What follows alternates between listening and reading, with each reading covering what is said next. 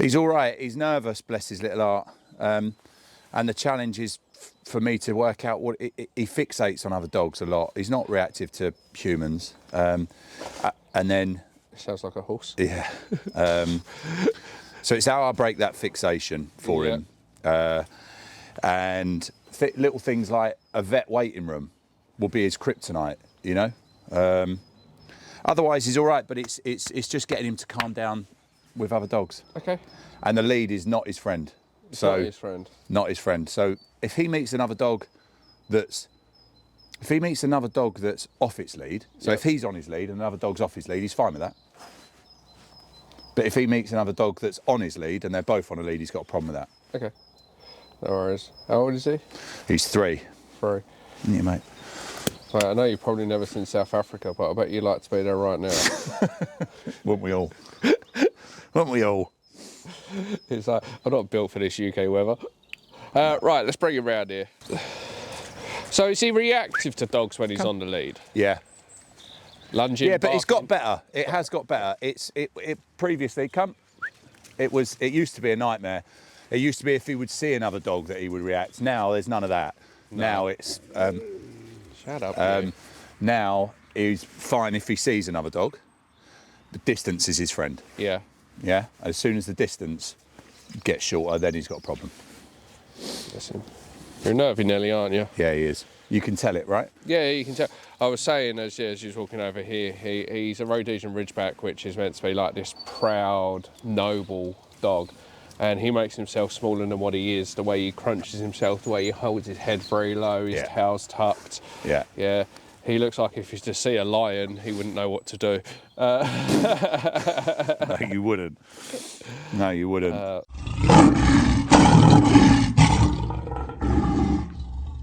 So yeah, he's very sort of tentative and suspicious about everything. Yeah. Even me walking towards him, he let out like a little grumble. It's a nothing grumble. It's him just saying, look, I'm unsure. Of course, if you don't know what to do there, you can trigger a reaction from him. Me, if a dog has a little grumble like that, I can see he's screaming, I'm nervous. Just ignore the fucking dog. Yeah. And he becomes fine. Yeah. Hey. No, you're a good boy, aren't you, mate? I see it. I like Ridgebacks. Ridgebacks is a breed of dog that I would own. Yeah. And look, see how just by ignoring him, he gets a little bit inquisitive. But then it's almost like play a little bit hard to get. If I keep walking away, then he comes a little bit closer to me and things like that. Yeah. But the mistake people make is as soon as they see a nervous dog, they instantly either A, talk to the dog, B, hold their hand out for him to sniff, or C, just go straight in and touch him. And as you said, get loads of that. As I walked towards him, he let out this low grumble. This low grumble is his way of saying, look, I'm really unsure.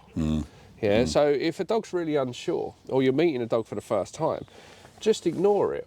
Yeah, he'll decide whether he wants to come over or not. Now, here's the other mistake. When he does come over, people go, oh, that's an invitation for me to touch him because he's come over. No. Where I was standing here just now, and I ignored him over there, he did come over to me and he was all up in my business.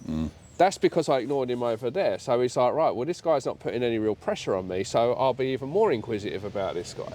But if I touch him there, then we set that back, because the reality is he was confident enough to go, yeah, let me investigate further, and I touched him. I didn't listen to how he feels. Yeah.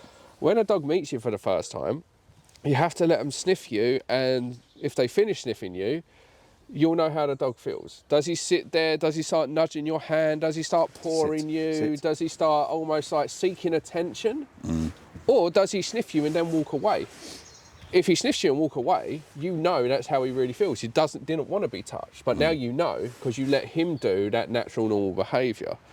When we got nervous dogs and we go straight in with words, straight in with touching, we're denying the dog the opportunity to do their natural behaviour, which is sniff us, and therefore every person they meet that does that, they then become even more suspicious of and even more nervous of. So I will bring out Sophie. You just come out here for me, please. So I'll bring out Soph. Right, Sophie's going to come out, and Sophie knows what to do, so she's going to ignore the dog, but he might get a little bit concerned just by the presence of Sophie. You can see that already. Yeah. So you see he's almost like deadly still. Yeah, and you hear that little grumble. Yeah. So straight away, his words are going, look, I'm really unsure. Yeah, so come a little bit closer towards me, Soph. It's all right, it won't do anything to you. Yeah, and look now, just ignore. So you see he's a little bit stuck.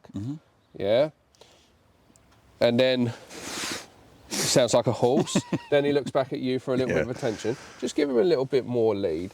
Yeah. And like I said, if you do have a reactive dog, yeah, that is a bite risk, then you should only do this if the dog is muzzled. We know he's not a bite risk. We know he's scared of his own fucking reflection. But just give him the whole lead, see what he wants to do. Yeah.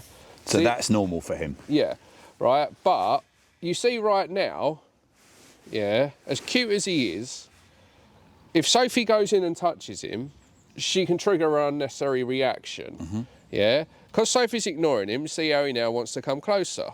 Yeah, but again, just because he's here, it doesn't mean he wants to be touched. Yeah, he's actually doing a natural dog behaviour, which is greeting by smelling. That's how dogs say hello.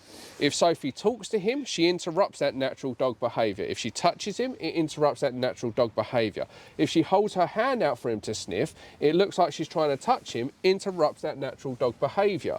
Now he sniffed Sophie and walked off onto something else. That just tells us in that moment, if Sophie had touched him, she could have triggered a reaction because he's just not that into Sophie. Yeah. Just because he come over doesn't mean he wants to be touched. But if he gets to do that with every person he meets, right, that he gets to do his natural ritual without interruption, then he starts to go, that person's not a threat, that person's not a threat, that person's not a threat. Right. Yeah. And look, then he can go back to being a dog. Thank you, Sophie. Okay. He's lovely. I love him. And we'll do the same thing. So we'll just get Steve to come out here. And how do you want him now? So now, what we're going to do, because he gets stuck at first, what we want is to bring him back so his left shoulder is kind of more like that. There we go. You want him? Yes, please. And see how I'm holding that there with tension on that. There is a lot of tension, and we're going to change that in a minute because you've got too much excess. So Steve's here, right? And because you've just changed that position just a little bit, it's much more easier for him. When he was in front of you, so now just tell him no. Hey, enough. Yeah. So now he's looking at you for guidance. So he was more vocal when he was in front of you, because it almost puts him in the guarding position. I need to guard you, right? So when somebody comes towards us, we need him here. If he does then start to grumble a little bit, we say, look, mate, stop it. You've got nothing to worry about. And is that like a pop on the lead? Yeah. Right, now he's like that. Now you can say to Steve, we're going to let him come over. If he wants to, no interaction with him. Don't talk to him, don't touch him, don't hold your hand out for him to sniff. He's nervy. The way he's going to build confidence is by being able to do the natural dog behaviour, which is sniffing you. And remember, guys, only do this if your dog's not a bite risk, and if your dog is a bite risk and you want to do this with somebody that you know, make sure the dog is muzzled. So now he's not barking, he's not huffing like a horse or anything like that. What we're going to do is say, go on then, and you're going to lead him over to Steve. On, and give him the whole lead. And then let's say, so now he can do the ritual. And again, if Steve completely ignores him, there's no pressure put on him. So he can just do that investigation without pressure. If Steve touches him or doesn't follow your instructions, that sets him back. Good boy. Then he wanders off, and it shows you he's not interested in people he doesn't know. He just wants to familiarise himself with that scent, and then he goes off. But that was a good experience. Somebody come out, he got a bit unsure, you told him no, told him where you want him.